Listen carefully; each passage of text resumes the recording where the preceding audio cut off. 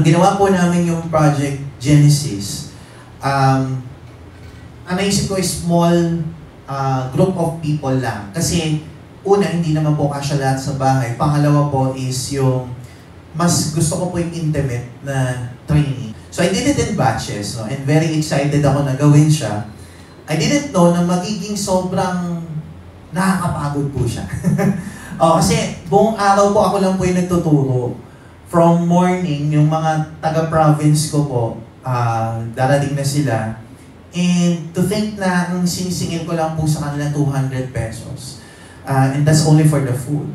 I explained to them na, alam nyo, itong ganitong klase ng training, pag sa labas to, naku, yung 200 pesos, pagtatawanan lang talaga nila yan. You know, there are international trainings that I'm contemplating on attending. That one of example tong isa mga kino-consider pupuntahan sa Miami. Mike Tyson is one of the speakers. Okay? Ano siya? $5,000. 5,000. Oo, 300,000. Ha? Tapos pagka yung kukunin mo yung super VIP, yung may inuman kayo, meron parang one-on-one session, $10,000 isang tao.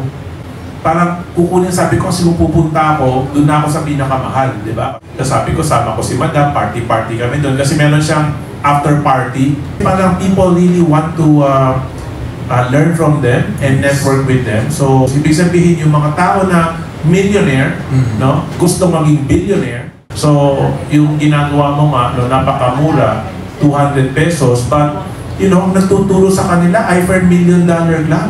You know, kumita ng 55 million yung nagtuturo sa kanila.